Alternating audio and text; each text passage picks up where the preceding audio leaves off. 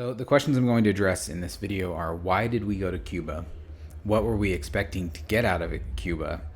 I'll go over what Cuba is like: the buildings, the streets, the shops, the general feeling, what the people are like, what do I think about Cuban culture, what do I think about the Cuban political climate, what do I think the U.S. should do for and with Cuba, and would I go back?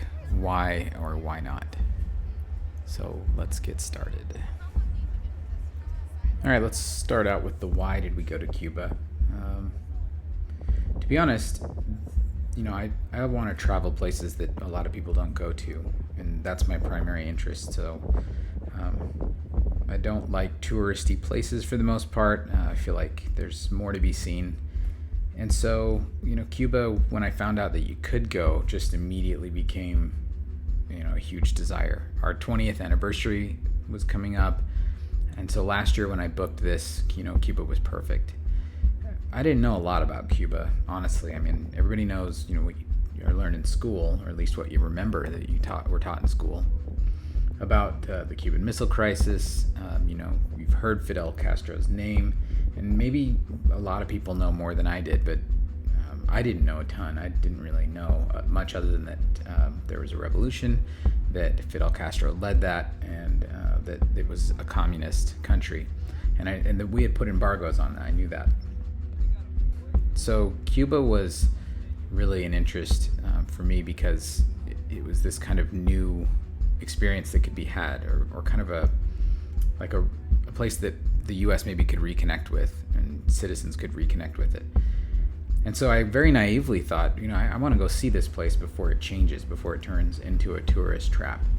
And that is the wrong reason to go to Cuba. Maybe there's not a right reason. I don't know. Maybe there's not a wrong reason. But I don't think that's a good reason to go anymore. Okay, so on the topic of what did we expect to get out of Cuba, I don't think either one of us knew what to expect, really. Although on the way on the cruise ship, we watched a couple of documentaries, and I'll put a link in the description of one that I recommend.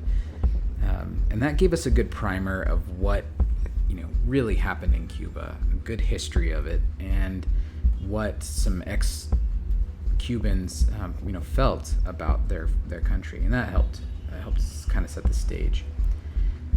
I had done some research before we left, and part of what I wanted to do was do something meaningful for the people of Cuba, and I knew it was going to be small. I knew I couldn't do much. But some websites that I went and researched out suggested that small personal care items, are extremely difficult to get, and therefore rare, and if we brought some, anything at all, it would be useful. So we spent about $100 in Tampa on personal care products, deodorant for men and women, hair ties, toothpaste, and toothbrushes that we could take and hand out. And we were thinking we'd hand them out to kids and young adults. And so, with that in mind, we were going on a people-to-people type of intent, and hope to hand those things out and do some small gesture. Well, the Cuban military, they wouldn't allow it. They checked our bags, they saw what we were doing, and they said, no gifts for the people, which was immediately just kind of heartbreaking. Sarah had to go back to the ship, dump all that stuff in our room, and then go back through Cuban customs again before we could kind of begin moving around. And immediately, we were kind of deflated by that. So in regards to what Cuba is like, when you look at buildings like the Capitol here, this is a representation of what's best kept in Cuba, what's best maintained. And they're doing renovations on the Capitol, and you can see it's relatively clean. Certainly by Cuban standards, it's immaculate. And there's all this beautiful art, and it is just everywhere in Cuba, whether the building is maintained or not. There's this Spanish architecture and art and just beautiful stonework everywhere in Cuba. And it's really what makes it so beautiful. It's unbelievable. It's so locked in time in that way. it's one of the most impressive things is that you can just go see something that's essentially 100 years old and still there. Incredible. And what the government does take care of is that much more beautiful. Cuba has public parks like any other place, but what we really found fascinating was this gathering of people that seem to exist at some of the larger parks. This really is the closest thing to open freedom of speech that Cubans have right now. And what they do is they come here to talk about sports, mostly baseball. And by that I mean local baseball, and maybe a little bit of international, depending on what kind of news they're getting from the outside.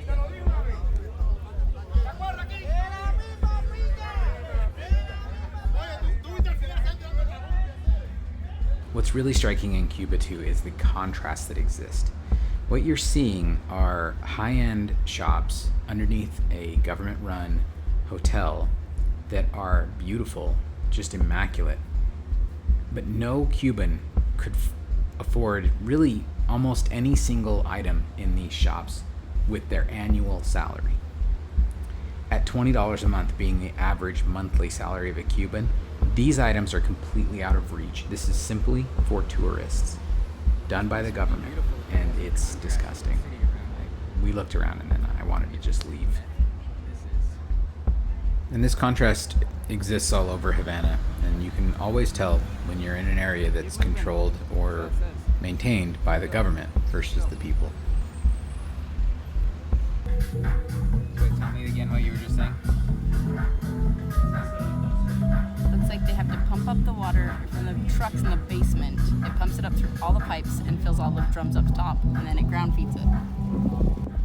While we were walking through the streets during the day, we kept running across these water trucks that would pull up to a building, hook up to a hose. There were leaks all over the place. Some people even coming up with buckets to capture water from the leaks. And we were like, where are they pumping this water? And by the time we got to this paladera for dinner, we figured it all out. So a paladera is a restaurant run out of a Cuban citizen's home. This happened to be a particularly nice one. This is actually the bar. If I had to guess, I would say that these guys have some government connections because the facilities they had, first of all, were nicer, much nicer than most of what we saw. And this rooftop bar was just unbelievable.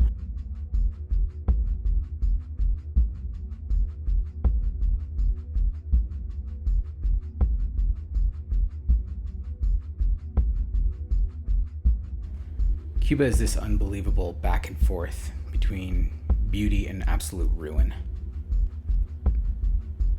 But what are the people like? Well, honestly, we didn't get to interact too much with them. The language barrier was very real. The people who spoke English, you basically wondered if they were taking advantage of you. They didn't feel like they could always be completely trusted. We were approached by one gentleman who tried to scam us out of money by buying milk, or having us buy milk for his 4 children, apparently. Leche, 4 babies, is what he kept saying.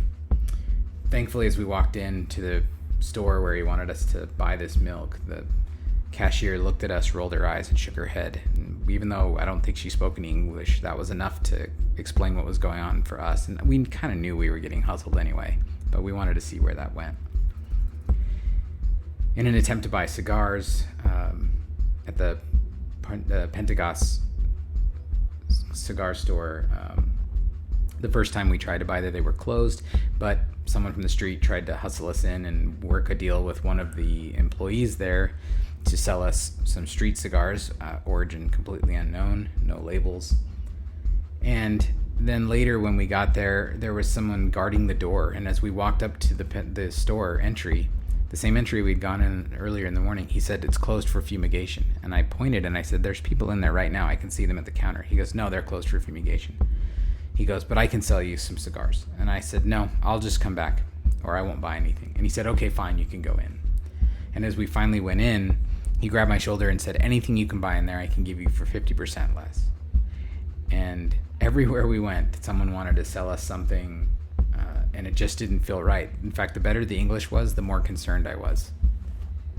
But aside from that, we were watching people go about their daily lives, get on the bus, go to school, go to their jobs, a lot of the jobs are for the state, and a lot of people wore varying types of uniforms depending on what they were doing.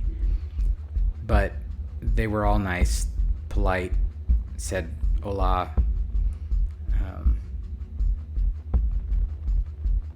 And I got the impression that the people were just trying to live their lives and get through things. Of course, we were in a very touristy area, so we kept running into those things that I mentioned, but the people themselves seemed wonderful. What's sad is you realize that they don't have any control over their daily lives. The state is the primary employer. There are very few private businesses. The ones that exist are heavily taxed by the states or mainly controlled by the state. And so everything they say and do is just veiled in this strange revolution, like it happened yesterday attitude. Even our taxi tour guide, he talked about the revolution like it had just happened. He said, people gather to talk about the revolution. Not like it was 70 years ago, but like it was last week. But to wrap all this up, I feel sad for the Cuban people and for what our part in this is. I think our decision a long time ago was probably the right move to try and put the pressure that we thought was needed on Castro, but that guy did not budge. And now all that we have left are people who don't know what the rest of the world is doing other than just a little bit of internet access, which is heavily controlled.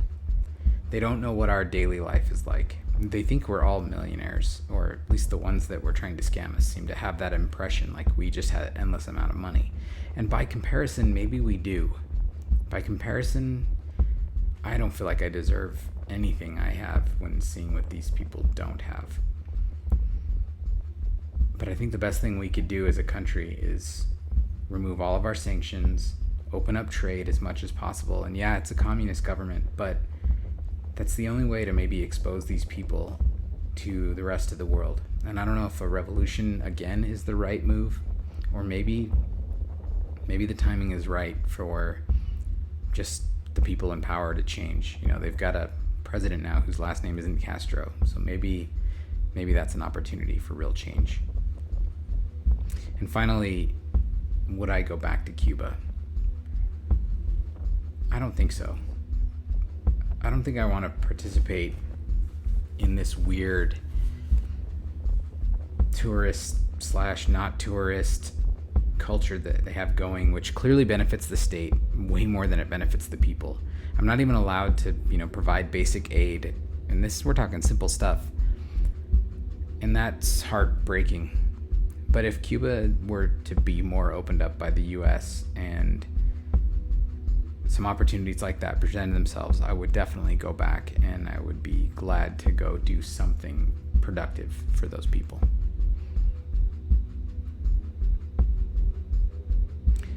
Ultimately, I'm really glad I went, and I would encourage you to go, regardless of how I feel about going. If you have an interest, go. Be very wary, and if you speak Spanish, you're going to be slightly more empowered. But I'll say that Cuba has an interesting form of equality in that everyone seems to have nothing, or something close to almost nothing. Everyone's just getting by.